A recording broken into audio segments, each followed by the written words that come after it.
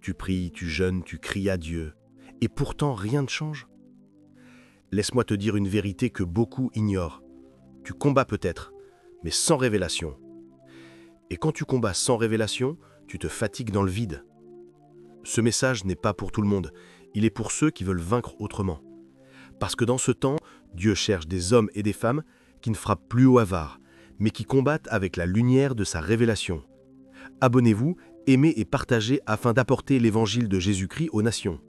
Car il y aura plus de joie dans le ciel pour un seul pécheur qui se repent. Que la bénédiction de Dieu soit votre partage dans le nom puissant de Jésus-Christ. Amen. Lorsque tu es divinement averti, tu ne vas pas haïr les hommes. Tu sauras que le mal qu'on te fait, il y a quelqu'un qui s'en occupe. Tu gardes ton cœur. Tu n'as pas le temps de réagir. Même si la chair veut que tu réagisses. La chair te dit, mais attends, tu es naïf. Comment on peut jouer avec toi comme ça? Mais l'esprit te dit, attends. Toutes les méthodes ne sont pas les bonnes. Les méthodes divines sont les meilleures. La révélation vous permet de savoir, de connaître quelle attitude avoir face à chacune des batailles. Toutes les batailles ne se gagnent pas de la même manière. Et dans votre vie, telle que vous êtes là, vous avez plusieurs batailles. Plusieurs batailles qui, des fois même, se chevauchent. Plusieurs batailles qui vous acculent au même moment. Un homme de la destinée, une femme d'une grande destinée ne peut pas vivre sans bataille. Il est normal que tu aies des combats. Il est normal que tu sois combattu. Être combattu n'est pas une prophétie. Il est très normal. Tu peux échouer dans ta saison parce que tu n'as pas fait ce qu'il fallait faire. Tu peux échouer dans ta saison. Écoutez-moi bien s'il vous plaît. Parce que tu peux avoir dans ta vie quelque chose qui rend fort tes adversaires. Tu peux échouer dans ta saison parce que tu as quelque chose dans ta vie qui rend les adversaires forts.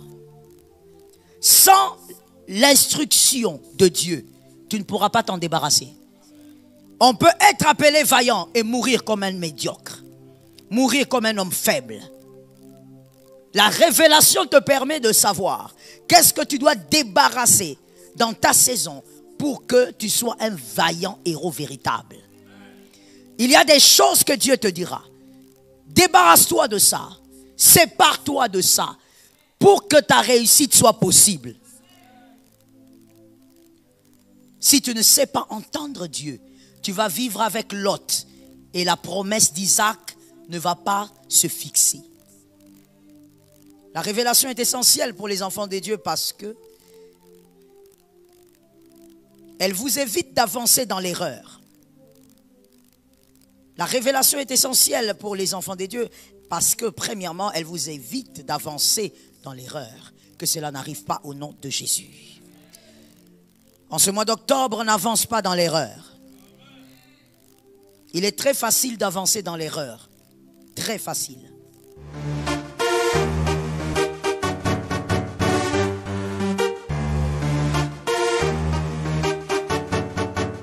Révélation, selon le dictionnaire, la révélation, c'est la découverte de ce qui était secret. Selon le dictionnaire, la révélation, c'est la découverte de ce qui était secret. Virgule, un phénomène par lequel des vérités cachées sont révélées. Un phénomène par lequel des vérités cachées sont révélées d'une manière surnaturelle. Un phénomène par lequel des vérités cachées sont révélées d'une manière surnaturelle. Selon les Écritures, parce que nous sommes circoncis, nous sommes enfants de Dieu.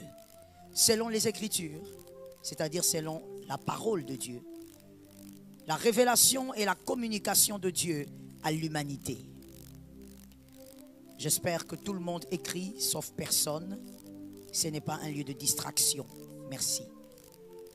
La communication La révélation est donc la communication de Dieu à l'humanité, virgule, par laquelle Dieu se manifeste et se fait connaître. C'est selon les Écritures. La communication de Dieu à l'humanité par laquelle Dieu se manifeste et se fait connaître. Voici maintenant la troisième définition qui est ma compréhension des choses, la compréhension donc de Joël Kabasele. Voici la compréhension de la révélation. La révélation est le fait d'accéder à une vérité inaccessible pour le commun de mortels. La révélation est le fait d'accéder à une vérité inaccessible pour le commun de mortels. C'est ma définition.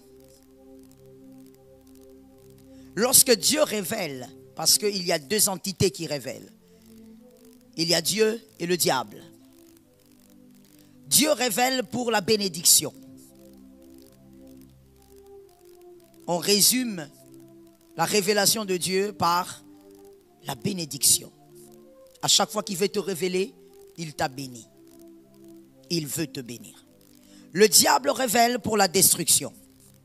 Car il est possible que le diable vous parle d'une chose cachée, d'une vérité cachée, mais pour votre propre destruction. On n'oublie pas, et on écrit s'il vous plaît, que révéler veut simplement dire faire connaître. Voilà pourquoi le diable aussi révèle. Révéler veut simplement dire faire connaître. Faire connaître. C'est ça, révéler. Donc, Dieu révèle, le diable aussi révèle.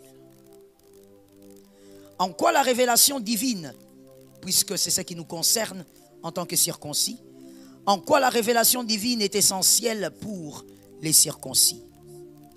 Pourquoi est-ce qu'il est essentiel que toi, circoncis, enfant de Dieu, que tu vives absolument dans la révélation? Ce n'est pas une option, c'est une obligation. Tu dois vivre dans la révélation. En quoi cela est essentiel? Premièrement, la révélation est essentielle pour les enfants de Dieu parce que elle vous évite d'avancer dans l'erreur. La révélation est essentielle pour les enfants de Dieu parce que, premièrement, elle vous évite d'avancer dans l'erreur. Que cela n'arrive pas au nom de Jésus. En ce mois d'octobre, n'avance pas dans l'erreur. Il est très facile d'avancer dans l'erreur. Très facile. La limite est très mince entre l'erreur et la vérité. Proverbe 29, 18. La révélation nous évite d'avancer dans l'erreur. Proverbe 29, 18. Quand il n'y a pas de révélation, le peuple est sans frein. C'est-à-dire que le peuple se cogne, se heurte à quelque chose qu'il ne devait pas. Heureux si observent la loi. Si ils observent la loi, c'est-à-dire la révélation. Le peuple qui avance sans révélation est un peuple qui avance vers sa perte tout en s'acclamant. Le peuple qui avance sans que Dieu ne parle, sans des instructions divines, c'est un peuple qui avance en souriant alors que le peuple va vers sa mort. C'est un peuple qui croit réussir alors qu'il est en train de mourir. C'est ça le manque de révélation.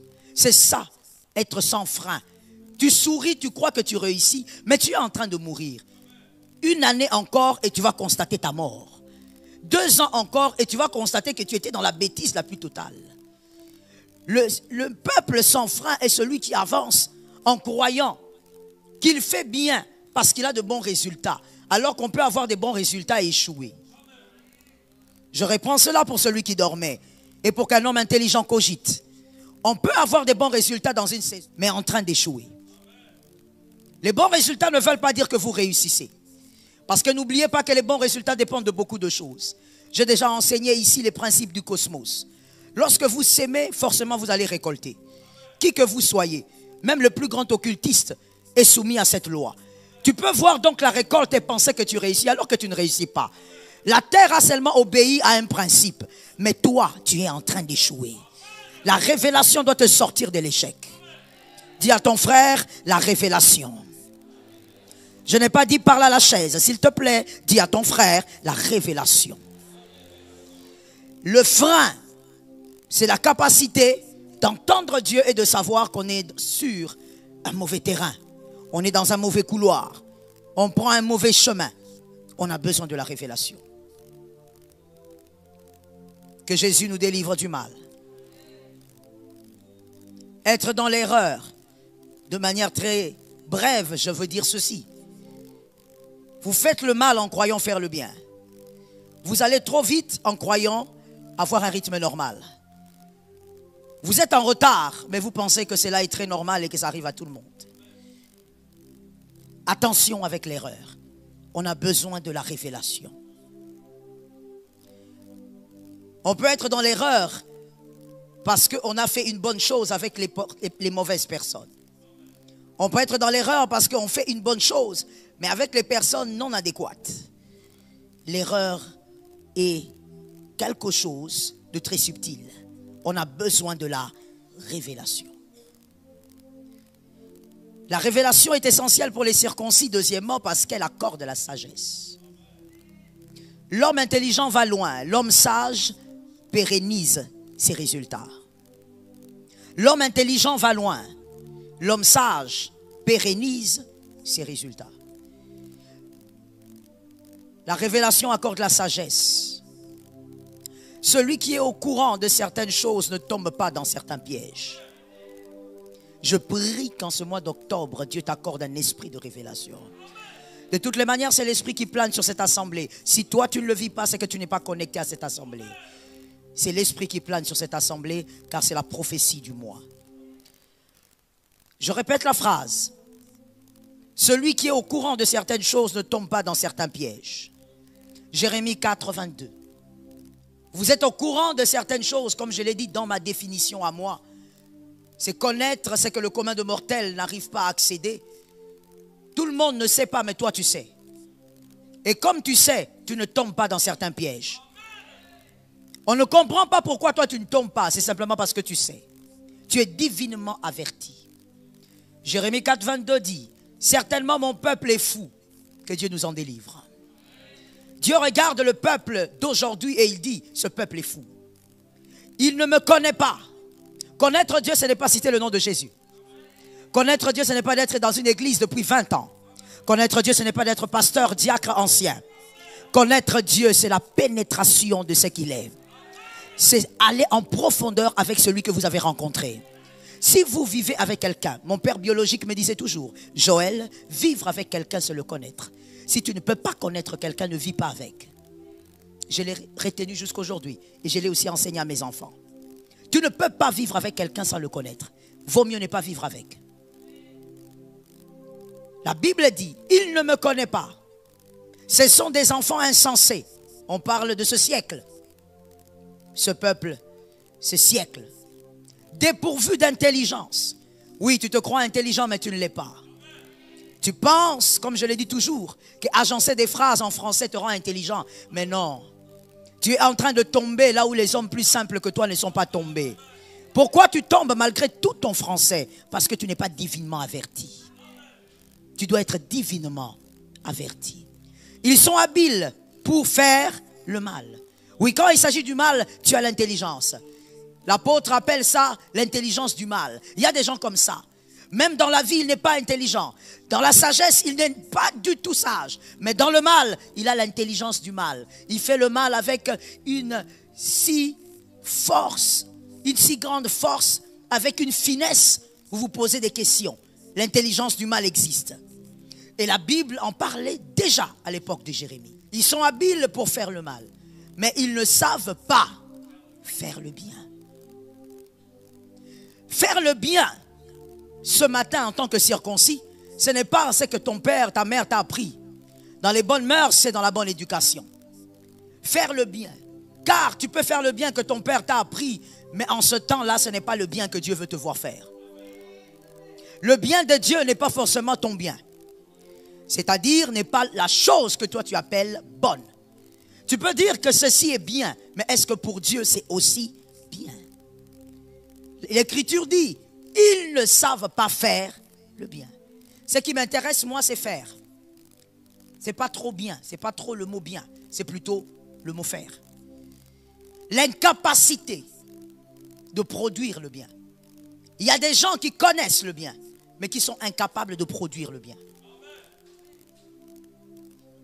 Il écoute l'instruction de Dieu.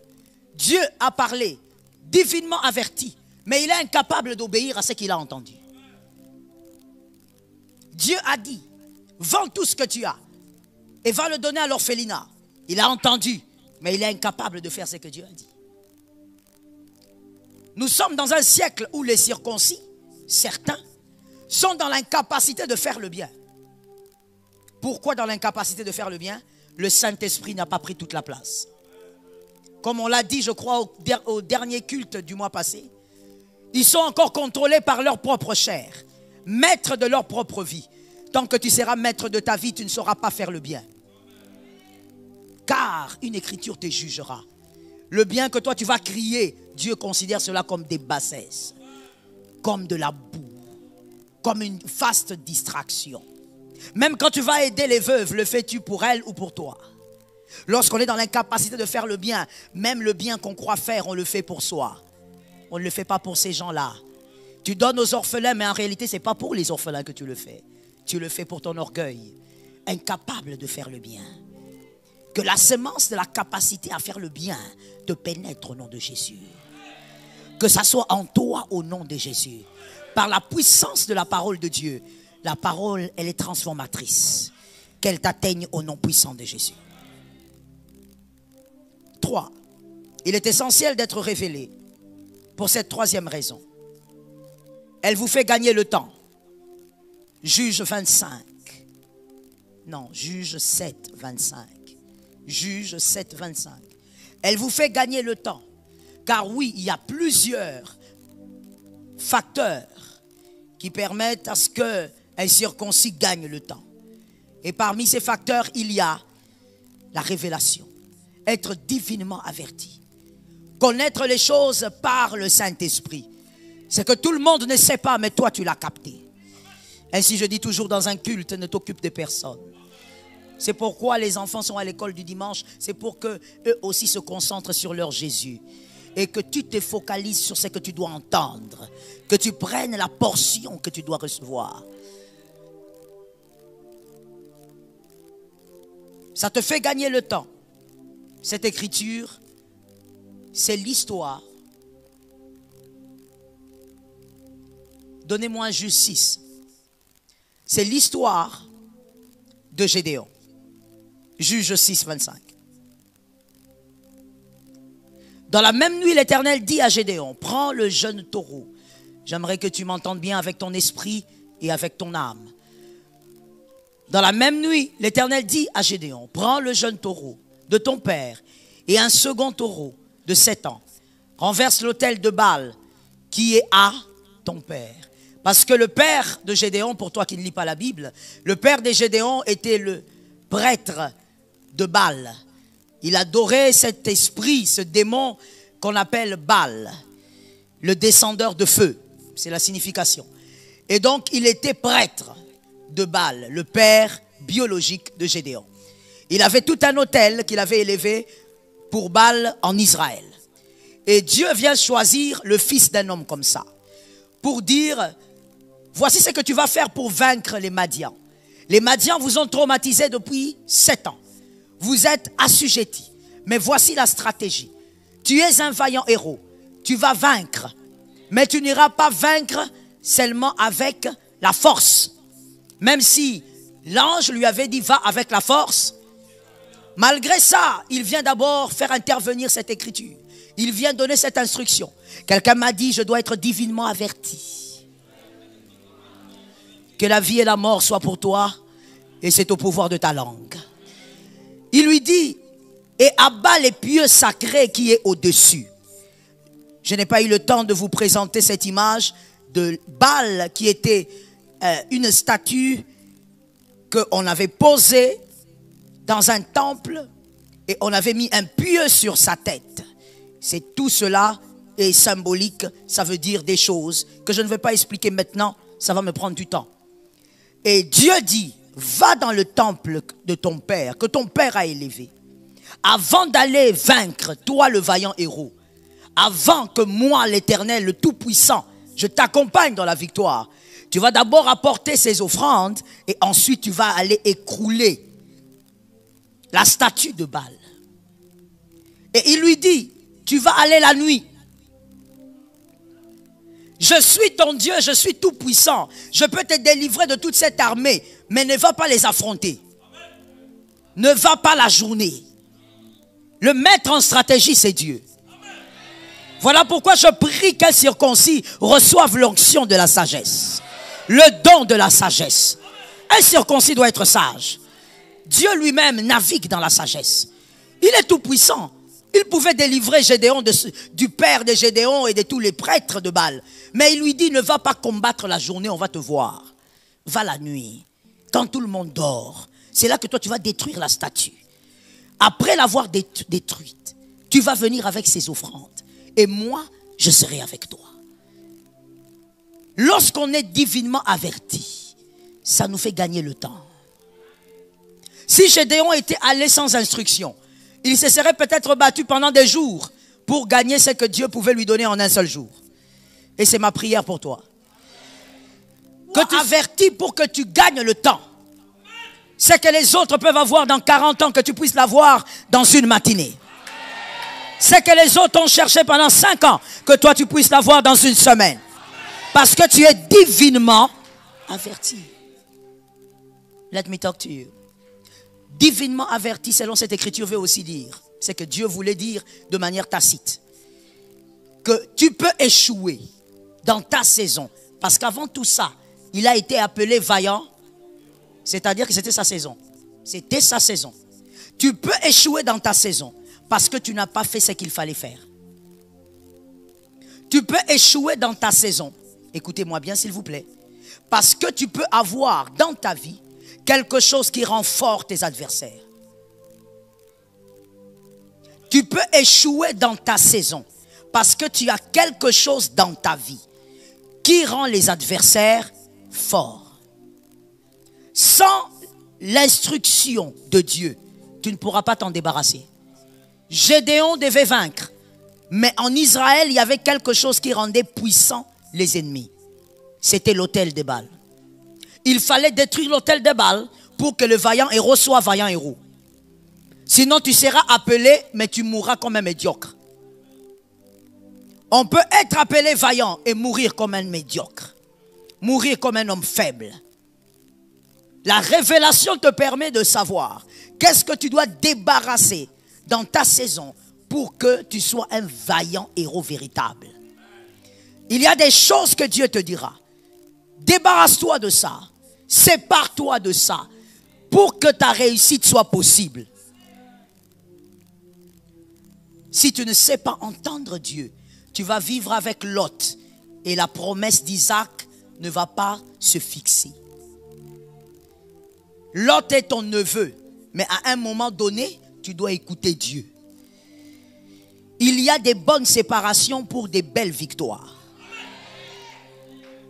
La séparation n'est toujours pas quelque chose de mauvais. Il y a des bonnes séparations pour des glorieuses victoires. Lot est ton neveu, mais il doit partir.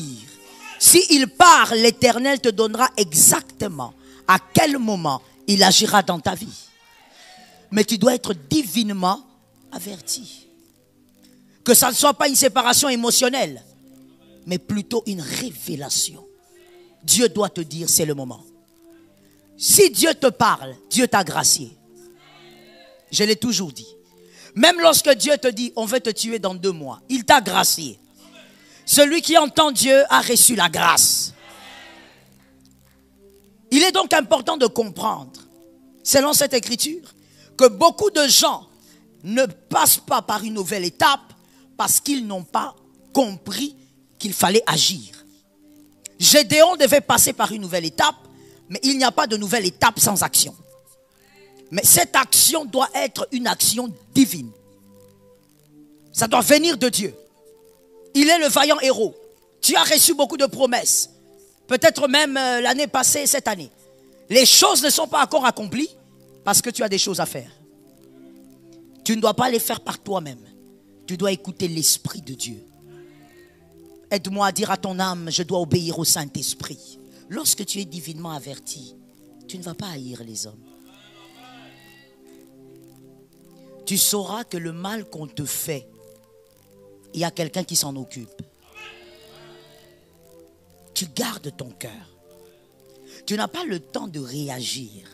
Même si la chair veut que tu réagisses. La chair te dit, mais attends, tu es naïf. Comment on peut jouer avec toi comme ça? Mais l'esprit te dit, attends. Toutes les méthodes ne sont pas les bonnes. Les méthodes divines sont les meilleures. Je bénis celui qui a compris. La révélation vous révèle également, permettez cette tautologie-là. La révélation vous révèle également l'attitude à avoir face à chacune de vos batailles. Justement, comme je viens de donner cet exemple. La révélation vous permet de savoir, de connaître quelle attitude avoir face à chacune des batailles. Toutes les batailles ne se gagnent pas de la même manière. Et dans votre vie, telle que vous êtes là, vous avez plusieurs batailles. Plusieurs batailles qui, des fois même, se chevauchent. Plusieurs batailles qui vous acculent au même moment. Un homme de la destinée, une femme d'une grande destinée ne peut pas vivre sans bataille. Il est normal que tu aies des combats. Il est normal que tu sois combattu. Être combattu n'est pas une prophétie. Il est très normal. Et il est normal que tu en aies plusieurs. Tout dépend de la taille de ta destinée. Quelqu'un a regardé un voisin et lui a dit, tout dépend de la taille de ta destinée. Lorsque votre destinée est impressionnante, vous aurez des batailles impressionnantes. Vous aurez des batailles impressionnantes. Des batailles, toi-même tu regardes, tu dis, je veux mourir demain, ça c'est sûr. Et tu arrives à ce fameux demain, tu es là. Il n'y a pas de grande couronne sans des grands épines. Tu veux une grande couronne? Tu auras des épines très pointues qui te feront très mal. Même celui qui a mangé ton pain va lever les talons contre toi. Une grande destinée est attachée à des très grandes batailles. L'étoile majeure affronte des grandes obscurités. C'est comme ça. Car elle ne peut pas briller sans ténèbres. Où sont vos carnets? D'accord. Elle ne peut pas briller sans ténèbres. Il faut les ténèbres pour que l'étoile majeure brille. Et donc, faible bataille, ordinaire destinée. La révélation te permet donc d'avoir l'attitude qu'il faut face à chaque bataille. On n'affronte pas Goliath de la même manière qu'on doit affronter Pénina. Merci d'écrire et merci de retenir. Goliath est une bataille qui a été créée pour que vous puissiez exprimer votre foi. Goliath est une bataille qui a été créée, évidemment par Dieu, pour que vous puissiez exprimer votre foi, virgule, et que la révélation de votre personne soit connue de tous. Pour que les hommes sachent que vous êtes un vaillant. Que les hommes sachent que vous avez un Dieu. Pour que les hommes sachent que vous n'êtes pas le petit gardien d'un petit troupeau. Que vous êtes le roi d'Israël. Ça, c'est Goliath. C'est le type de bataille que vous affrontez dans la vie pour que le monde sache que vous êtes grand. Que vous avez une grande destinée. Que votre maison ne définit pas votre étoile. Que vos habits ne définissent pas votre étoile. Ça, c'est Goliath. Goliath ne s'affronte pas comme Pénina. Aujourd'hui, je préfère te parler de Pénina. Pénina, ce sont les batailles que j'ai nommées dans cet enseignement les Koach. C'est en hébreu. Ce sont les batailles que j'ai nommées les Koach. K-O-A-C-H. K-O-A-C-H. Les Koach. C'est-à-dire quoi? En hébreu, Koach veut dire le pouvoir, la force et la valeur de Dieu. j'aime beaucoup la valeur de Dieu. Koach veut dire le pouvoir, la force et la valeur de Dieu. Les Péninas sont les Koach. Ce sont les batailles. Quand ces batailles arrivent, ce n'est pas pour démontrer la grandeur de votre destinée. Non. C'est pour démontrer la grandeur de Dieu.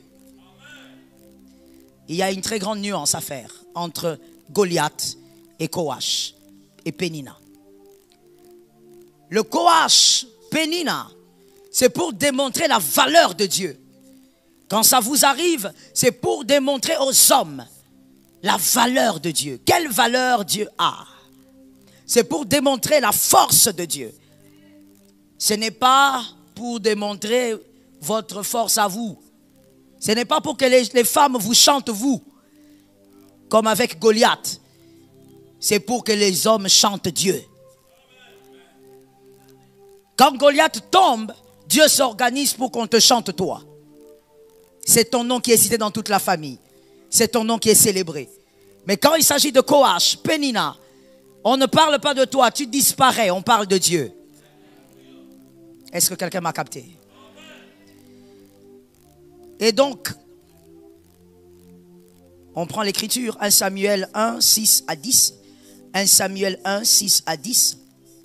1 Samuel 1, 6 à 10. Lorsque le combat Koach arrive dans ta vie, et c'est divinement averti que tu comprends ces choses, car même cet enseignement est la parole de Dieu. C'est l'instruction de la révélation. Quand le Koach arrive dans ta vie, Pénina, cette bataille, ce n'est pas pour que Anne soit célébrée. C'est pour qu'on célèbre Samuel. Ce n'est pas Anne qui a l'honneur. C'est Samuel qui a l'honneur. Et qui est Samuel? Samuel, c'est le pouvoir de Dieu. Samuel, c'est la force de Dieu. On regarde, on dit ça, c'est la force de Dieu. C'est le type de bataille qui t'arrive pour que les hommes constatent que Dieu, il est Dieu multidimensionnel. Ce n'est pas toi qui seras célébré. C'est le type de victoire quand ça tombe sur toi. On cherche ton Dieu. On cherche ton église. On ne te cherche pas toi. On n'a pas besoin de savoir ce qu'il y a eu. On te demande qui est ton Dieu. Est-ce que vous avez vu la nuance entre Goliath et Pénina? Goliath, c'est pour toi. Pénina, ce n'est pas pour toi. C'est pour Dieu. C'est pour qu'on sache que Dieu a d'autres types de valeurs que le monde. Est-ce que ça tombe sur une maison? En ce mois d'octobre, tu vas affronter Pénina. C'est pourquoi je te parle de Koach. Parce que c'est la bataille que tu affronteras. Mais tu dois être divinement averti pour avoir les armes qu'il faut et vaincre au nom puissant de Jésus. Comment vaincre donc Pénina, le Koach? La révélation te fera comprendre, selon l'écriture que j'ai déjà donnée, la révélation te fera comprendre que c'est une bataille qui arrive à se vaincre par ces armes-ci. Première arme, le silence. Le silence. Toutes les batailles ne demandent pas des affronts. Toutes les batailles ne requièrent pas des affronts. Que tu te tiennes devant Goliath, c'est bien, mais on ne se tient pas devant Pénina. Devant Pénina, c'est le silence. La bataille que tu vas affronter en ce mois d'octobre, voici les armes que tu devras utiliser. Sinon, tu vas échouer. Parce que c'est divinement averti que Dieu te parle. C'est divinement averti que tu es, je l'espère, ce matin. Le silence. Avec le Koach, avec Pénina, un quelconque affront va créer la distraction. C'est le genre de bataille que tu vas affronter en ce mois d'octobre. Si tu veux affronter ces hommes que le diable va utiliser, tu vas entrer dans la distraction. Si tu veux affronter ces hommes que le diable va utiliser en octobre contre toi, tu vas entrer dans une distraction qui va t'éloigner même de l'onction. Tu vas entrer dans les disputes, ça ôte l'onction. Tu vas entrer dans les palabres, ça ôte l'onction. Écoute-moi très bien. Tu vas entrer dans les justifications et je vais te choquer. Ça ôte l'onction. Lorsqu'on est appelé à vaincre et on commence à se justifier devant les hommes, Dieu se retire. Parce que tu ne vas pas vaincre par ce que tu dis.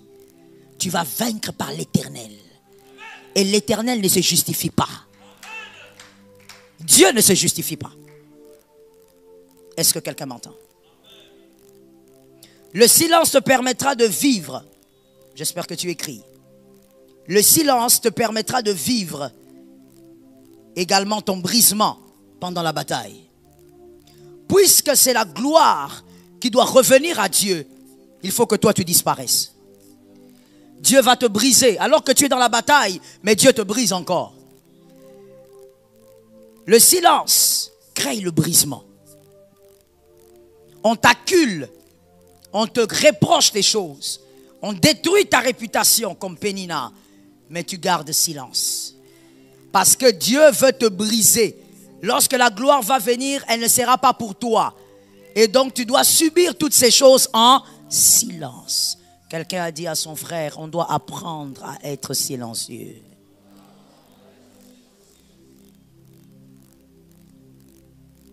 Ça te brise. Oui, ma soeur, je sais que ce n'est pas facile. Mais c'est possible avec l'onction. Sans ça, tu ne pourras pas vaincre cette bataille. C'est comme ça que plusieurs reviennent pendant 5 ans avec les mêmes batailles. Tu changes, dans 5 ans, tu as vu 7 pasteurs, mais avec le même sujet. C'est quel Dieu là qui te garde comme ça, avec le même sujet, sans te donner une instruction divine? Le problème donc, c'est ta manière de faire les choses pendant la bataille. Si face à Pénina, tu vas chercher la pierre, tu vas échouer. La pierre, c'est pour Goliath, ce n'est pas pour Pénina. L'arme avec Pénina, c'est le silence. Il parle, il t'insulte, il t'humilie. Oui, je veux toucher à ça. Il t'humilie. Il te rabaisse par des paroles horribles. Mais tu te tais. C'est une école. C'est toute une école. Oh, je vous dis, c'est toute une école. Il faut passer par cette école-là. Ça t'assagit. Il te crée des problèmes. Ça peut venir de n'importe où. Il est écrit, vous aurez pour ennemis les hommes et les femmes de votre propre maison. Ça peut venir de tes frères. Ça peut venir de ton père. Ça peut venir de ta maman. Ça peut venir de n'importe qui. Ça peut venir d'un ami. Ça peut venir d'un mari, d'une femme. Elle te rabaisse, elle t'humilie. Il te diminue.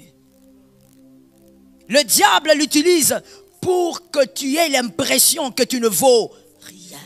Mais tu te tais. Tu ne te tais pas parce que tu manques d'arguments. Tu te tais parce que tu veux laisser Jésus être ton argument. Que Jésus même soit ton argumentaire. Tu te tais. Tu auras cette bataille en octobre. Je viens comme le messager de ta vie ce matin. Tu l'auras. Si ça n'a pas commencé, ça va commencer. Ou alors ça a déjà commencé. Ça va prendre de partout. Même celui qui était en paix avec toi va s'élever contre toi. Tu vas te poser la question, où est-ce que tu as raté? Qu'est-ce que tu as raté de faire? Le silence. Dieu veut te briser. Parce que la gloire de l'homme, des fois, se trouve dans les réactions. Je veux prouver que j'ai quelque chose à dire. Je veux prouver que je ne suis pas n'importe qui. Je veux prouver que moi aussi j'ai une bouche. Mais la bouche n'est pas faite que pour parler. La bouche est aussi faite pour se taire. Voilà pourquoi l'agneau, il est allé à l'abattoir, il n'a rien dit. Il avait une bouche. N'oublie pas que si on veut parler comme les hommes, c'est cette bouche-là qui avait créé l'univers. Mais il s'est tu. Ils ont fait tout ce qu'ils voulaient faire sur lui. Ils ont craché. Ils l'ont humilié. Ils l'ont rabaissé. Il n'a rien dit. Lorsque Dieu veut manifester sa gloire dans une bataille, tu dois être brisé. Sinon tu diras, c'est parce que tu avais fait. C'est parce que tu avais la sagesse de dire. C'est parce que tu avais l'intelligence de faire.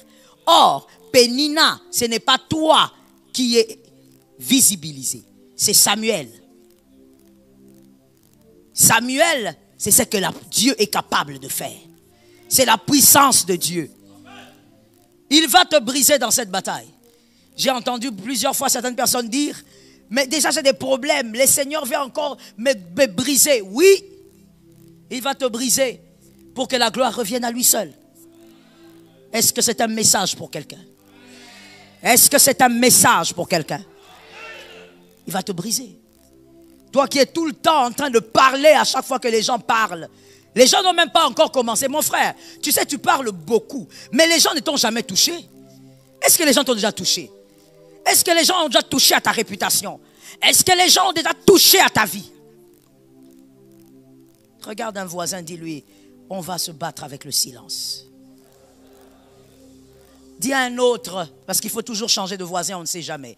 Dis à un autre, on va se battre avec cette arme appelée le silence.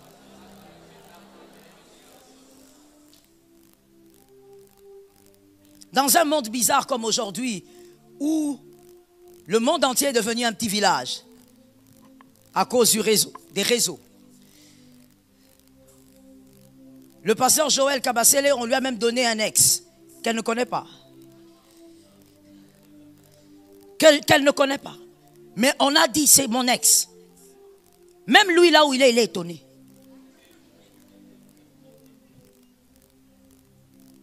Toute bataille n'arrive pas à la victoire par les mots.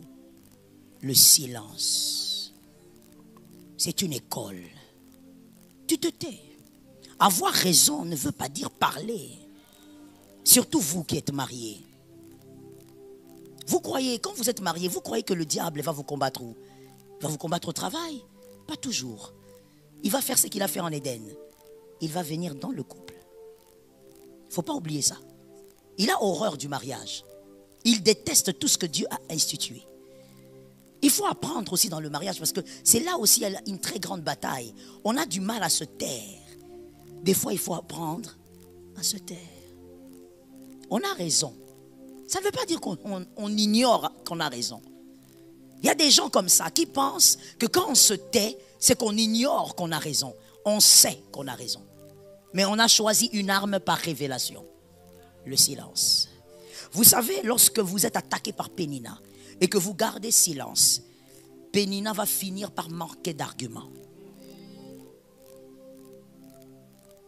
Si vous voulez que l'eau s'agite encore plus, jetez-y des choses. Mais si vous n'y jetez rien, l'eau va se calmer. La bataille avec Pénina, c'est le silence. Dieu veut vous briser. Oh, je disais, le silence est une école. Tu seras ce meilleur parleur-là, mais qui a appris à se taire? On te jette des pierres par des personnes que toi tu peux enseigner. Mais tu te tais. Localise-moi quelqu'un, dis-lui, Dieu va te briser. Non, mais moi je suis fatigué avec ce mari. Je suis fatigué avec cette femme. Et si c'était ton brisement? Je pose une question. Et si c'était ton brisement? Et si c'est la voie que Dieu a choisie pour te donner le caractère du Christ?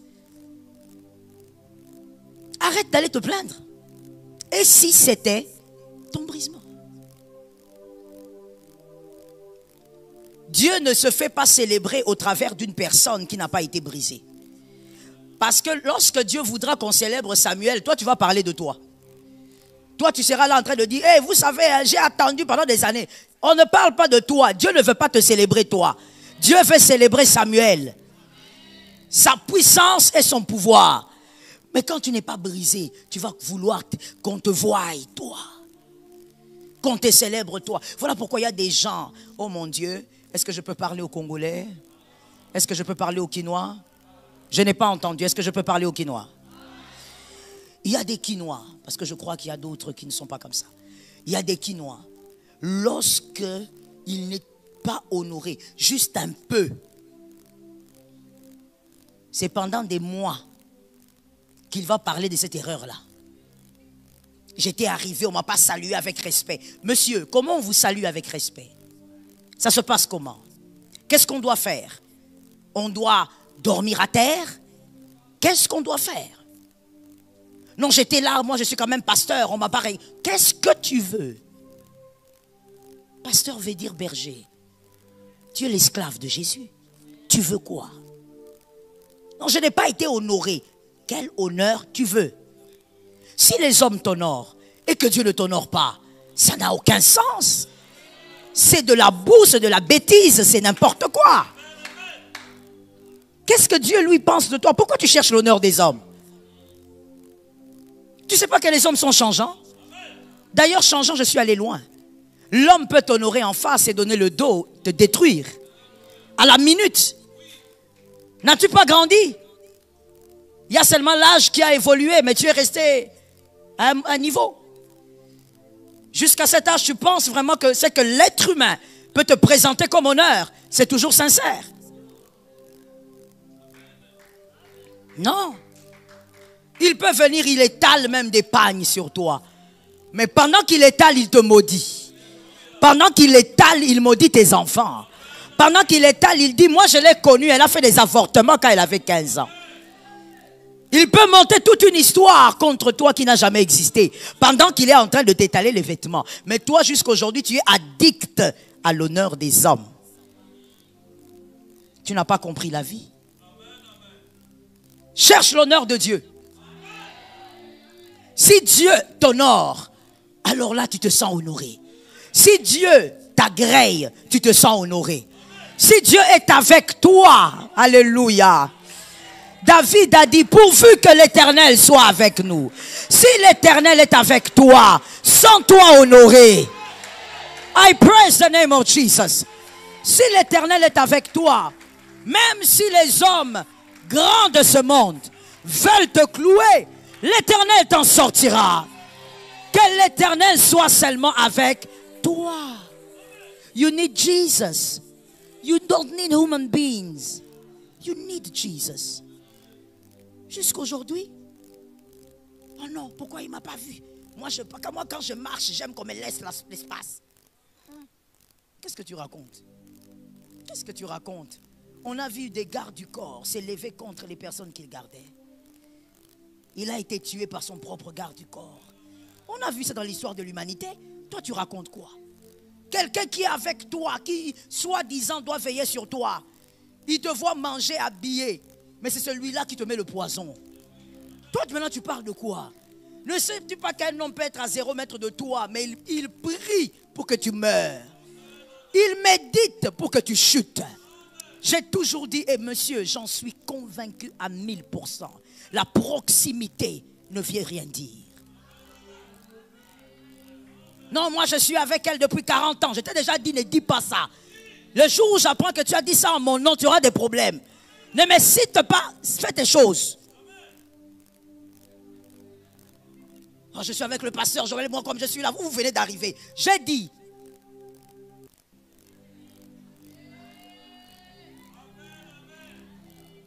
Ça ne veut rien dire. Un homme peut nourrir sa méchanceté pendant des années à côté de vous. Et attendre le bon moment pour frapper au bon endroit. Le cœur de l'homme est tortueux par-dessus tout. Combien de fois il y a des gens qui ont regardé, qui ont dit, mais mon Dieu, est-ce que c'est vraiment lui? Lui, ça n'a pas commencé aujourd'hui. Salomon a dit, il n'y a rien de nouveau sous le soleil. David a regardé un homme comme David, bon de cœur comme lui. Il dit, mais attends, c'est pas celui à qui j'ai donné mon pain. Aujourd'hui, il lève le talon contre moi. Mais oui, ça n'a pas commencé aujourd'hui. Voilà pourquoi si toi tu le fais, je ne serais pas étonné. Ça n'a pas commencé aujourd'hui. C'est celui qui mange généralement le pain qui lève le talon. Pourquoi? Il t'a vu rire. Il t'a vu sourire. Il t'a vu pleurer. Il sait où toucher. Que Dieu te donne une révélation. Les hommes qui vont t'entourer, que Dieu t'accorde une révélation. Est-ce que quelqu'un m'entend bien? Que Jésus nous délivre du mal. Le silence permet le brisement. Dieu vous brise. Mais ça ne veut pas dire que vous êtes naïf. Ça ne veut pas dire que vous êtes inconsciente. Oh non, non, non. Dieu vous brise pour que la gloire lui revienne à lui seul. Le silence vous permettra aussi d'aller vous exprimer abondamment auprès de celui qui mérite de vous écouter. Parce que quand tu gardes silence, tu ne dois pas garder silence et mourir en toi-même. Tu ne dois pas garder silence et déprimer. Tu ne dois pas garder silence et accumuler les douleurs, les souffrances. Non, tu dois aller quelque part. Matthieu 11, 28. Tu dois aller quelque part. Quand tu y vas, tu es libéré. Matthieu 11, 28. Venez à moi, vous tous qui êtes fatigués. Est-ce qu'il y a quelqu'un qui est fatigué des batailles? Yes. Épuisé des batailles. Fatigué et chargé. Chargé par les problèmes de la vie. Chargé par les responsabilités. Je vous donnerai du repos. Jésus est le seul qui peut donner le repos. Pendant la bataille avec Pénina, avec le Koach, tu gardes silence devant tes adversaires, mais va pleurer ailleurs. Va pleurer auprès de Jésus. Pleure là-bas. Fais couler les larmes là-bas. Parle là-bas. Même pendant 3 heures, parle. Dis-lui, regarde Pénina, ça ne va pas. C'est trop. Je n'en peux plus. Avant de sortir de cette présence-là, Jésus va te restaurer. Je le disais à la Cité Verte, je te le dis aussi. Il est écrit, comme tu le sais très bien, l'Éternel est mon berger. Je ne manquerai de rien. Il me fait reposer dans les verts pâturages. Il restaure mon âme. Il me conduit dans le sentier de la justice à cause. Il restaure. Je l'avais dit et je te le dis. On ne peut pas restaurer une chose qui n'a pas été endommagée. David, un grand prophète, il sait ce qu'il dit. Il dit, il restaure mon âme. Quand moi je marche là, il restaure mon âme. Il est mon berger, il restaure mon âme. David est en train de nous dire ceci. J'ai été plusieurs fois écrasé, mais il m'a restauré à chaque fois. À chaque saison, j'ai eu des batailles, mais c'est lui qui m'a restauré. À chaque saison, j'ai eu des saisons où j'ai rencontré Pénina. Je devais me taire. J'ai été brisé, mais je suis allé vers lui. Il m'a restauré. Adonai est celui qui restaure. Marvin, vous allez chanter une chanson de la restauration, ok? Il m'a restauré. Il restaure mon âme veut dire, j'ai affronté plusieurs portes. On m'a donné beaucoup de coups. Dans la vie, j'ai accumulé. Mais à chaque fois, j'ai été restauré. Conséquence, je n'ai jamais avancé avec des blessures. J'ai avancé en étant guéri. Je garde silence devant Pénina, mais je ne suis pas dans la dépression. Je garde silence, mais je ne porte pas tout le fardeau sur moi. Je garde silence, mais je ne manque pas de sommeil parce que je suis en train de ressasser comment on m'a brimé. Non. Après m'avoir brimé, je vais vers lui. Il restaure mon âme. Les paroles qu'un homme ne dit pas, lui va te le dire. And you know what? Pour que tu sentes vraiment l'amour de Dieu remplacer l'amour des hommes, il faut que tu aimes Dieu plus que les hommes. Sinon, tout ce que je te dis sera théorique. Et des fois, même quand je parle, toi-même tu t'étonnes, tu dis, mais maman, moi quand j'ai mal, même quand je prie, j'ai toujours mal. Mais justement, parce que tu n'es pas encore au niveau d'aimer Dieu plus que les hommes. Le jour où tu vas atteindre ce niveau, quand Dieu te parle, à ce que les hommes disent ne compte plus. Ça ne compte plus. Même quand les hommes te disent, tu entres dans ta présence, Dieu te dit, tu es tout pour moi. Tu sors de là, tu es comme un buffle. Quand les hommes t'écrasent, tu gardes silence. Mais ne meurs pas, tu risques d'être déprimé en 2025. Regarde un voisin, une voisine, dis-lui, fouille la dépression. N'accumule pas en restant là. Va déposer ça. C'est lourd. Dis à Jésus, Jésus, mon mari m'a blessé. Ma femme m'a blessé. Je ne pensais pas épouser une femme qui m'humilie comme ça. Jésus, au travail, je suis blessé. Je n'ai rien volé, mais c'est moi qu'on accuse. Parle à Jésus. Il va te décharger. Comme David, tu vas évoluer et tu guéris. Tu changes d'étape, tu es déjà guéri. Que Dieu ne fasse pas avec toi ce qu'il a fait avec Joseph. Je répète. Que Dieu ne fasse pas avec toi ce qu'il a fait avec Joseph. Que Dieu ne t'introduise pas quelque part pendant plus de 16 ans seulement pour guérir ton cœur. Guéris vite. Le Saint-Esprit va t'aider à guérir. Ainsi, je veux que quelqu'un lève sa main droite et dise avec moi, avec beaucoup d'humilité, dit avec moi, je refuse cette phrase. Je ne t'ai pas entendu, je refuse cette phrase. Voilà, maintenant on va dire la phrase. Garde ta main. Voici la phrase qu'on va répéter. Moi, je ne supporte pas ça. Merci.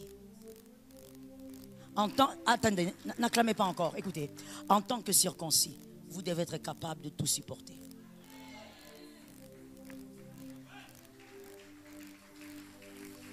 Mon frère, si tu ne supportes pas tout, Dieu va te garder dans la vallée. Tu n'es pas candidat au sommet. Dieu ne montera jamais avec toi. Tu dois être capable. Non, moi, quand un homme arrive à ces niveaux, c'est fini. C'est ce que tu crois? La vie est plus que ça. Il y a d'autres réalités dans la vie, maman. Grandis maintenant. Tu es entré dans la saison des adultes. Maintenant, il faut grandir. Là, dans la vie, il y a plus que ça. Non, moi, quand une femme fait ça, c'est fini. C'est fini. Mon frère, tu vas changer de femme pour aller épouser une sorcière. Tu vas épouser une femme qui fera 5 enfants, ça ne sera pas tes enfants. Fais attention. Ce genre de langage-là, mon frère, ça semble intelligent, mais excuse-moi. Vraiment, tu m'excuses jusqu'à 1000 niveaux. Excuse-moi de te dire que c'est simplement de la sottise. Il n'y a rien d'intelligent dedans. Non, moi, quand quelqu'un fait ça, ça veut dire que je suis arrivé au niveau de non-retour. Dieu va s'organiser pour que tu arrives au niveau des retours. I will tell you, l'expérience de la vie. Si avec cette personne-là, tu dis ça, même si c'est un ami, tu dis ça, tu prends des décisions, et c'est bon, tu fais ce que tu veux faire. Dieu, à moins que tu sois païen, à moins que tu n'aies jamais donné ta vie à Jésus. Mais si tu es enfant de Dieu, Dieu va s'organiser. Même après 10 ans, tu rencontreras un autre ami. Il te fera la même chose et tu vas supporter. Ce que tu ne supportes pas aujourd'hui, si c'est ton école, ça te rattrapera. Même après 20 ans. Ce n'est pas Dieu qui perd, c'est toi qui perds. Parce qu'au lieu d'avancer, tu vas recommencer le cours.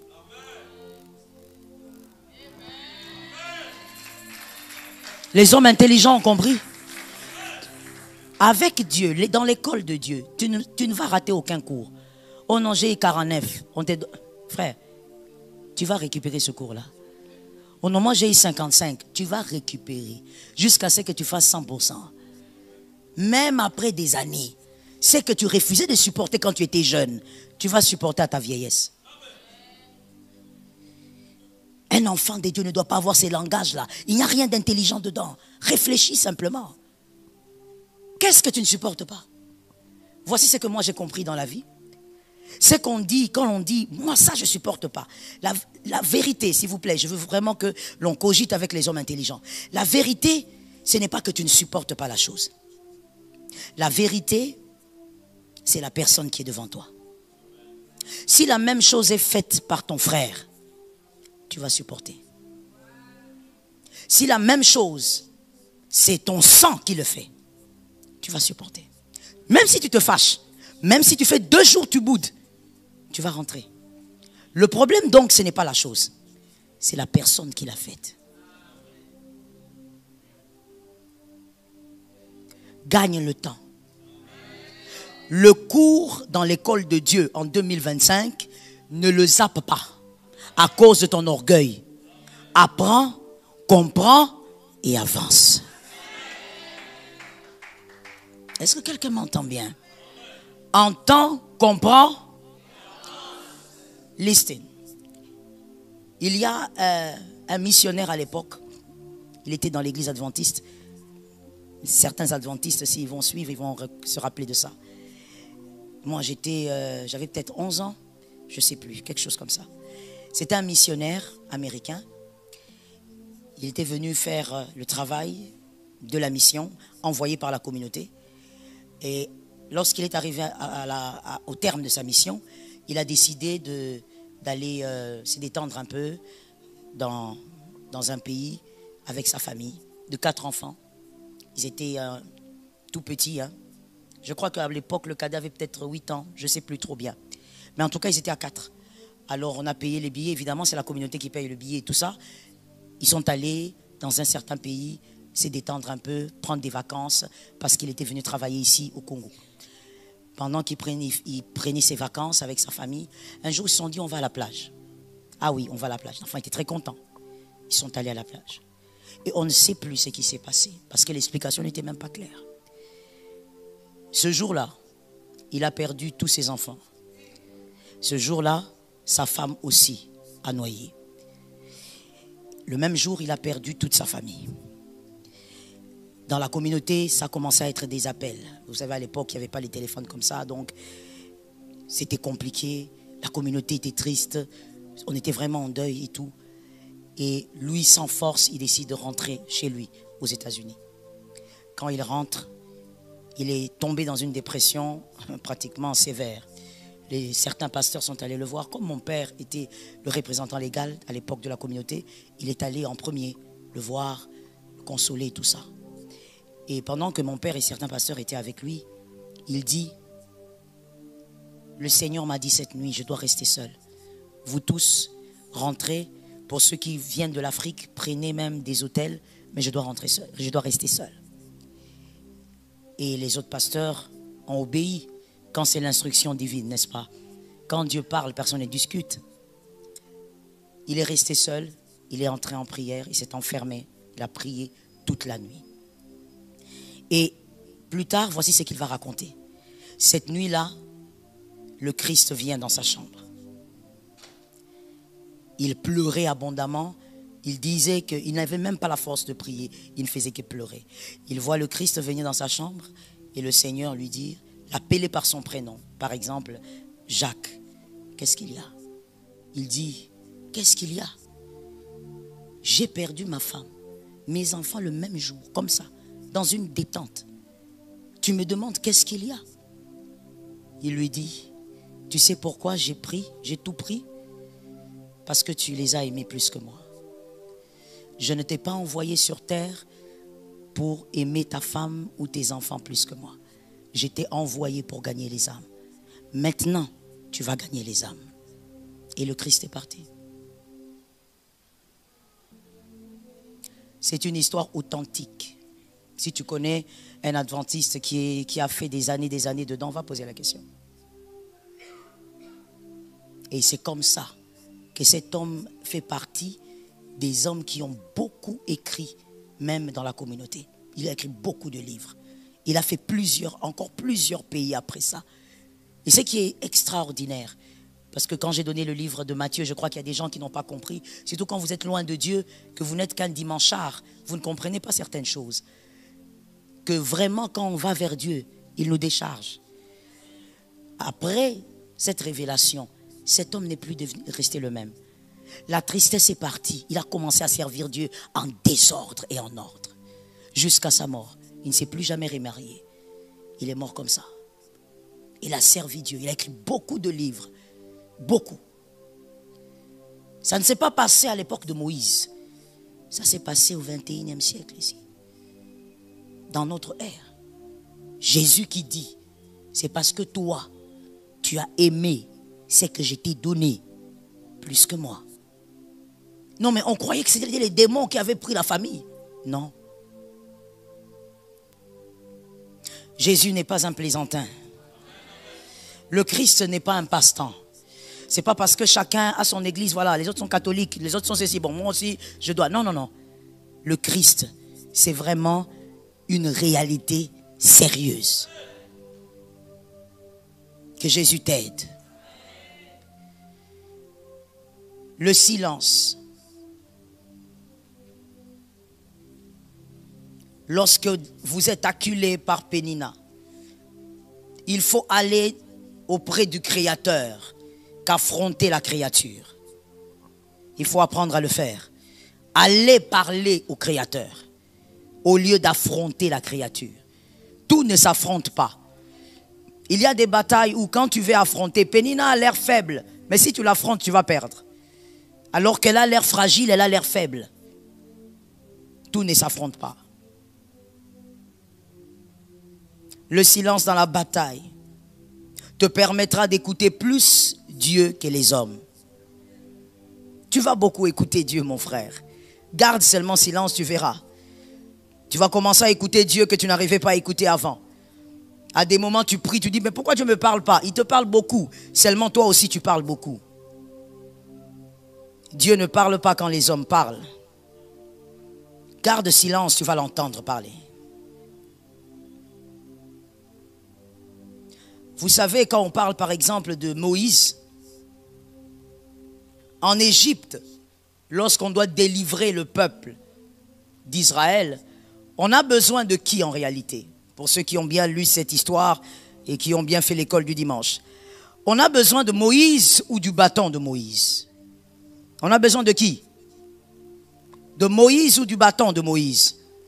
Je n'entends pas les lecteurs de la Bible ou ceux qui ont bien fait l'écodime. Moïse ou son bâton? Moïse ou son bâton? Moïse ou son bâton? D'accord, on a besoin du bâton. Ce n'est pas Moïse qui impressionne le pharaon. Il était là devant, là, il a parlé. Le pharaon a dit, ben oui, et puis, il n'y a rien, personne ne partira d'ici. Ce n'est pas le Moïse qui impressionne, c'est le bâton. Mais le bâton de Moïse ne devient que serpent à quel moment? Quand il lâche le bâton. Lâcher le bâton est une marque de confiance. Croire en celui qui peut transformer cela en serpent. Tu vas pleurer auprès de Jésus devant la bataille, tu gardes silence. C'est une marque de confiance. Fais confiance en Dieu. Tu es là, les mains levées à l'église. Oh, je te fais confiance. Tu chantes toutes les chansons du confiance. En sortant d'ici, si tu es la première, on écoute ta voix. Comme si tu avais un mégaphone. Non, moi, j'aime pas qu'on joue avec moi. Mais qui aime qu'on joue avec lui? Seulement, il y a la voix de la sagesse. La confiance. Quand tu gardes silence, c'est aussi une façon de dire à Dieu, j'ai confiance en toi. Je ne comprends rien, mais j'ai confiance en toi. C'est toi qui m'as amené dans ces choses ici, Seigneur, j'ai confiance en toi. Arrête ces genres de phrases, mon frère. Regarde-moi très bien. Arrête ces genres de phrases. Où tu dis à quelqu'un, moi quand je t'aurais rossé. Je n'ai jamais vu quelqu'un qui regrette son état de saleté. Mais chez les circoncis, ça se fait. Chez certains enfants de Dieu, on le voit. Qui est celui qui peut regretter son vomi? Non, je vais mieux le dire. Je vais mieux le dire, ça sera bizarrement dit, mais je crois que c'est ce qu'il faut. Qui a envie de remanger son vomi? Pourquoi tu fais le visage comme ça? Pourquoi tu fais le visage comme ça? Tu as pensé directement au vomi, hein? Tu as vu, tu n'as même pas vu ça, mais ça t'a dégoûté directement. Qui est celui qui a envie de remanger son vomi? Alors, si tu ne peux pas remanger ton vomi, comment tu envies ton état avant le Seigneur? Non, moi, avant de connaître Jésus, tu ne pouvais pas, toi, me parler comme ça. Oh mon Dieu. Tu es en train d'envier le vomi, là. Il n'y a rien de bon avant de connaître Dieu. Tu étais un homme charnel, un homme animal. Les vraies valeurs, c'est en Jésus. Mon Dieu, parle un peu comme David. Voilà pourquoi Dieu aimait David, vraiment. Mais parle un peu comme David. Si un homme se lève pour t'insulter, dis, c'est l'Éternel qui a voulu qu'il parle. C'est ce que David a fait. Tu apprends là-bas que non, il y a quelqu'un qui t'insulte. C'est l'Éternel qui a ouvert sa bouche pour qu'il parle. Que Dieu voie alors que je suis en train de garder silence. C'est ce que David a dit. Pourquoi toi tu dois réagir à tout? Celui qui réagit à tout n'est pas sage. Je répète ça. La réaction à tout est un manque de sagesse. Est un signe de manque. Je répète ça parce que je sais qu'il y a quelqu'un qui est triste et même irrité dans son cœur parce qu'il a un problème de sagesse. La réaction face à tout est un manque. Tu peux te taire aussi. Il se lève, il parle, il t'insulte. Et s'il t'insulte, ça fait quoi? Ah mais je te réchoque, ça fait quoi? C'est attaché à ta chemise, même pas à ta veste. Et surtout pas à ta peau. Lève-toi, vas-y. Continue ta vie. Es-tu déterminé par ce qu'ils disent ou par ce que tu es? Es-tu déterminé par ce qu'ils disent ou par ce que tu sais que tu es? Si tu sais que tu es, tu es. Dis à ton frère, sois délivré de ça. Non, parle bien, parce qu'il y a un homme, une femme colérique ici qui doit écouter ça. Dis-lui, sois délivré de ça. Ah, sois libéré, mon frère. Jésus est venu nous libérer du mal. Ah, il n'est pas venu seulement pardonner le péché. Le circoncis aime seulement que Jésus m'a déjà pardonné. Il n'a pas seulement pardonné, il enlève. Toi, tu t'es limité seulement au pardon. Oh, il a pardonné mon impudicité. Oui, mais il enlève ça aussi pour que tu ne sois pas impudique. Toi, tu t'accroches seulement que, oh, il m'a pardonné. Il enlève ça aussi. J'aime cet amen, donne un autre amen. Les circoncis d'aujourd'hui. Oh, Jésus, tu veux me juger? Jésus m'a déjà pardonné ma polygamie, là. Il m'a pardonné. Il enlève aussi le péché. Il est écrit, il ôte le péché. Toi, tu t'accroches seulement au pardon, pourquoi? Il peut t'enlever ça. Tu peux être un homme sans être impudique. Tu peux être une femme sans être impudique. Il enlève. Qu'est-ce que ça fait? Frère, évolue. Tu es ce que tu es, ça ne changera pas. L'estime, c'est que moi je comprends. Lorsque les hommes t'acculent, t'insultent, te méprisent, bosse encore. Sois la meilleure version de toi-même. Va plus loin que ce qu'ils attendent. Let me talk to you. Quand les hommes parlent, je vais t'expliquer ça. Quand il y a 50 personnes qui parlent, c'est que tu es dans la vallée. Quand il y a 15 personnes, tu commences à monter. Quand il y a une seule personne qui s'élève, c'est que tu es au sommet. Est-ce que quelqu'un m'entend bien? Plus les hommes disent le contraire de ce que tu es, sois meilleur. Sois meilleur et donne encore des sujets à parler. Monte, vis avec le Seigneur et garde ton cœur. Avec Pénina, on applique Exode 14, 14. Quelqu'un m'a dit Exode 14, 14. Quelqu'un m'a parlé avec autorité. Exode 14, 14. C'est cette écriture que tu vas prendre dans ton esprit tout au long du mois d'octobre. L'Éternel combattra pour vous. Et vous, si tu veux qu'il combatte, il faut te taire. Si tu veux que ça soit lui, toi tu dois te taire. Non, Seigneur intervient. Il n'intervient pas quand tu t'agites comme ça. Tu t'agites un peu trop. Tu aimes un peu trop ta fierté. Celui qui est ton Seigneur, on avait écrasé sa fierté. Personne n'est plus grand que son maître.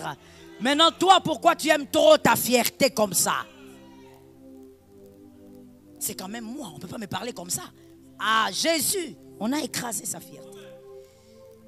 C'est lui qui a donné du pain à plus de 5000 personnes. Environ 10 000, hein, parce que les femmes sont plus nombreuses. Il a donné du pain, il a levé les paralytiques.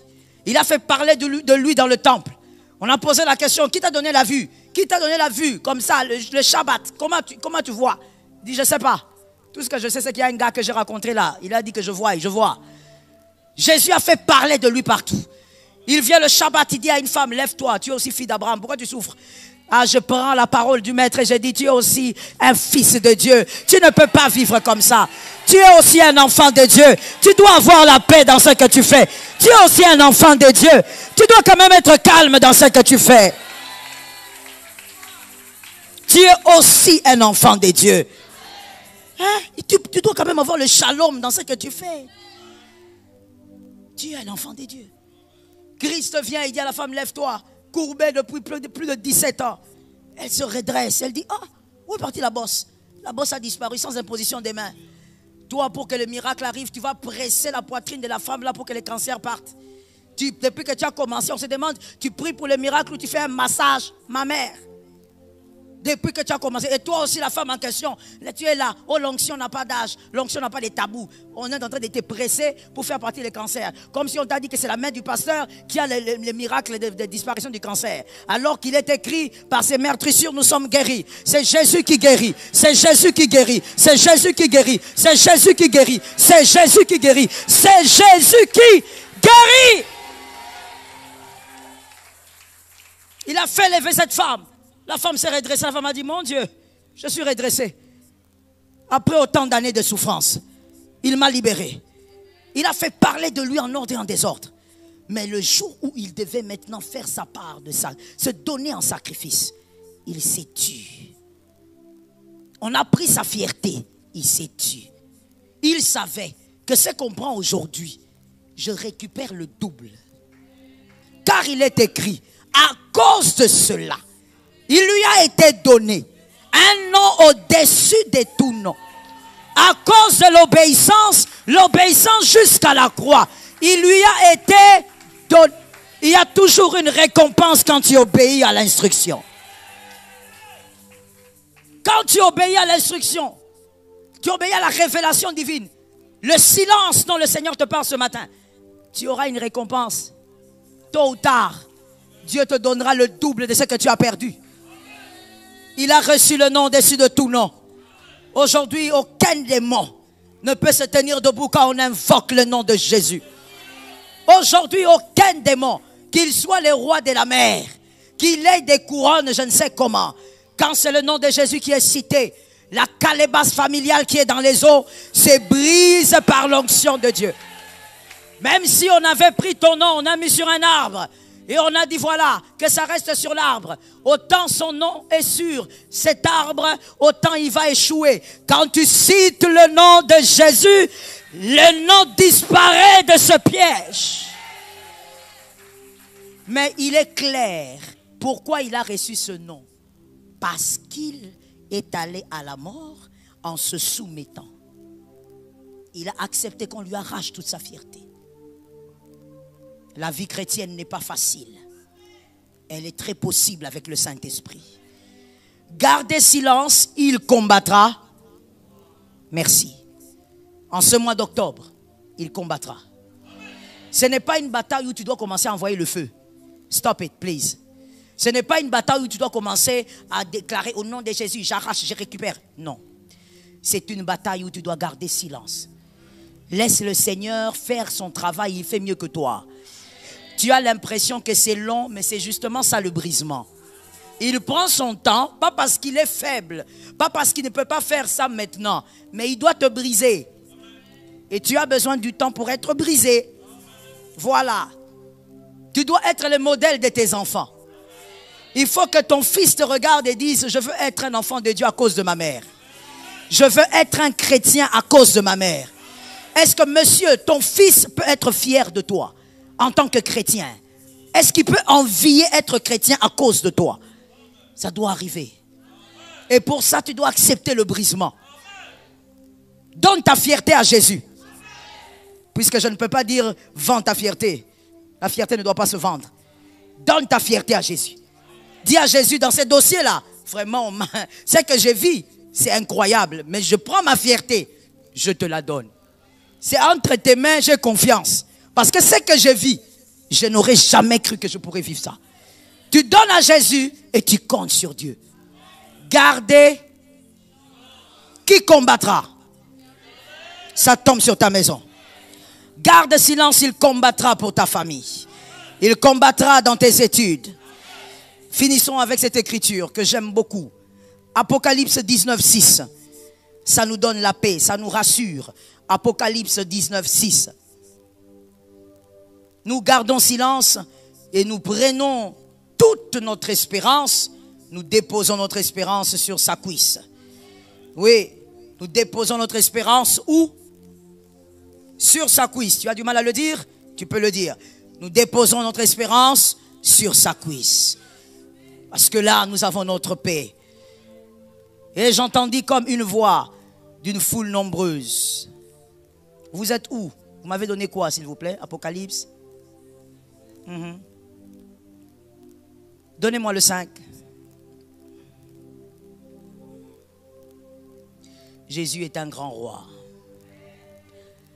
Et une voix sortit du trône disant, louez notre Dieu.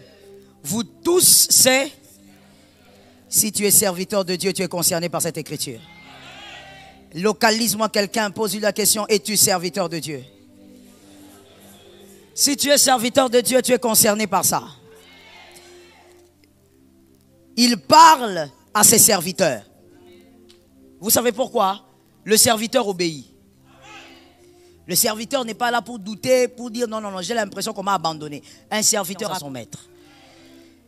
Vous qui le craignez, petit, est-ce que je peux parler à quelqu'un? Je dis à quelqu'un, crains Dieu. Je dis à quelqu'un, crains encore. Je dis à quelqu'un que la crainte de Dieu soit ta vie. Non, je n'entends pas, surtout là derrière et dehors, je vais entendre. Je dis à quelqu'un, crains Dieu. Je dis encore à quelqu'un, crains Dieu. Tu dois craindre Dieu. Pourquoi? Parce que la vie de Dieu est une vie de crainte. Là où il n'y a pas la crainte de Dieu, il n'y a pas le miracle. Là où il n'y a pas la crainte de Dieu, il n'y a pas la révélation. Dieu parle là où il est craint. Est-ce que quelqu'un m'a entendu? Donnez-moi la suite maintenant. Donnez-moi le 6 s'il vous plaît. Soyez un peu rapide, sinon je vais lire dans ma Bible. Et j'entendis comme une voix d'une foule nombreuse, comme un bruit des grosses eaux, et comme un bruit des forts tonnerres, disant: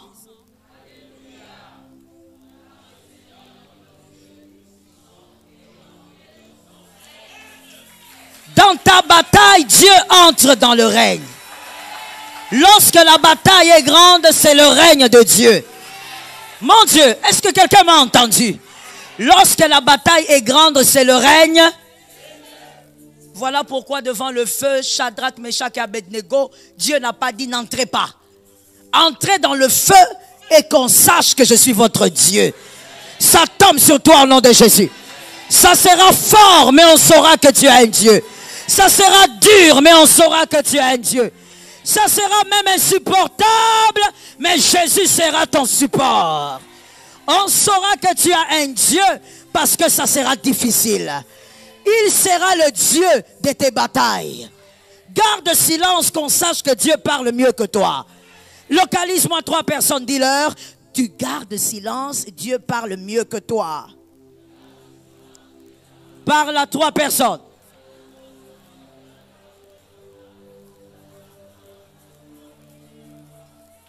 Dieu parle mieux que toi.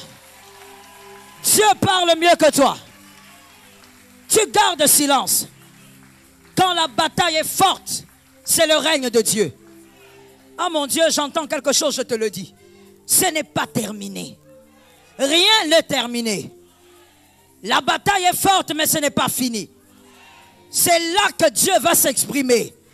C'est là qu'on saura qu'il y a un Dieu qui agit. Que la gloire de Dieu se démontre en ce mois d'octobre. Que la gloire de Dieu se manifeste en ce mois d'octobre. Que la gloire de Dieu se fasse entendre en ce mois d'octobre. Qu'on sache que ta maison a toujours eu un Dieu.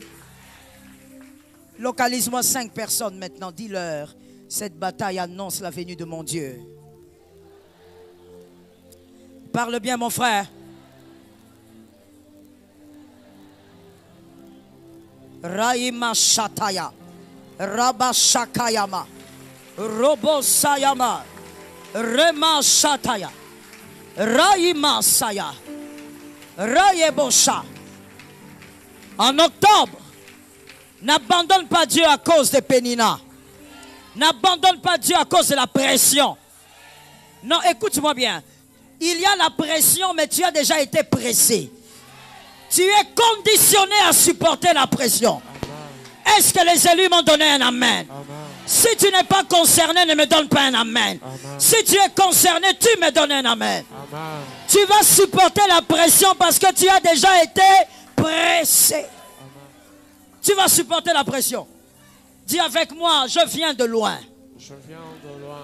Non, je ne vais pas te faire répéter parce qu'on ne sait jamais. Je veux plutôt déclarer, si c'est toi, c'est toi. Si c'est toi, tu sentiras que c'est toi. Amen.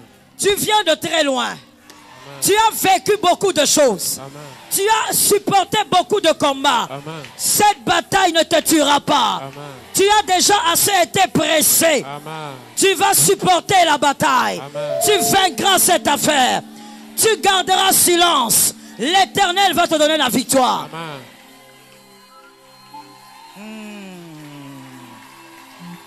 Tu viens de très loin. Tu viens de très loin. Si tu devais mourir, tu serais déjà mort. Les concernés sont de quel côté? Les concernés sont de quel côté? Ah. Il y a ceux qui dans la salle connaissent seulement le Dieu bonbon. Le Dieu gentil, le Dieu mignon, le Dieu de l'écodim. Hein, le Dieu là qui est gentil, là qui est mignon, bonbon. Mais il y a d'autres qui connaissent aussi le Dieu qui est comme un feu. Il te prend, il te met dans le feu. Et il t'annonce. Écoute mon frère, la plupart des batailles que moi j'ai eues, surtout sur les réseaux, Dieu m'en a parlé, souvent il m'a parlé 3 jours avant. Et très souvent j'étais seul. Il me disait, Joël, quelque chose arrive. Prépare-toi. Ça sera très fort, mais je serai avec toi. Il m'a toujours averti. Ça veut dire lui-même, il te met dans le feu. Et il sait que tu ne vas pas mourir dedans. Tu as été préparé pour supporter ce feu. Je dis à quelqu'un, tu viens de très loin. Tu ne mourras pas là. Pénina ne te tuera pas. Ça marchera, tu as déjà été pressé. Samuel est en train d'arriver. Samuel est en train d'arriver. Je dis Samuel est en train d'arriver. Ce n'est pas une parole pour toi. Pour toi, c'est une prophétie. Samuel est en train d'arriver. Ça ne finira pas là. Laisse-moi te parler.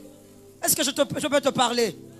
Laisse-moi te parler avec l'âme de celui qui a traversé la vallée. Ce ne sont pas tes premières larmes. Tu as déjà eu à pleurer. Ce n'est qu'une larme de plus. Ce n'est qu'une larme de plus. Tu vas essuyer ces larmes-là aussi. Au mois d'octobre, ça va bouger fort. Mais l'Éternel sera avec toi. L'Éternel te rendra fort. L'Éternel créera son propre miracle. Il va créer son propre miracle. Aide-moi, écoute-moi. Localise seulement les hommes de foi, s'il te plaît. L'atmosphère est l'atmosphère de la foi. Dis à 5 personnes, pendant ces moments violents, l'Éternel va créer ma paix. Dis-le à 5 personnes, please. Rayama Shayaba. Rayaba Shayaba. Rayaba Shayaba. Rayaba Shata. Rayama Shayaba. Rayama Shayaba. Roba Shataya. Il va créer ta paix. Tu ne tomberas pas dans la dépression. Tu n'iras pas parler au monde entier. Les gens ne se fatigueront pas de toi. Il t'accordera la victoire. Ça sera fort, mais il sera là. Le feu sera allumé, mais il sera là. Lève-moi ta main droite, je vais lire cette écriture. Raïka. Et j'espère que s'il vous plaît. Le Dieu de la révélation. Le Dieu de la révélation. Voici celui qui est dans tes batailles. Il est entré dans tes batailles avant même de t'y faire entrer. De lui, voici ce qu'il est écrit. Puis j'ai vu le ciel ouvert. Et voici parut un cheval blanc. Celui qui le montait s'appelait fidèle et véritable. Je reprends. Celui qui montait sur ce cheval blanc s'appelait fidèle. Des générations en génération.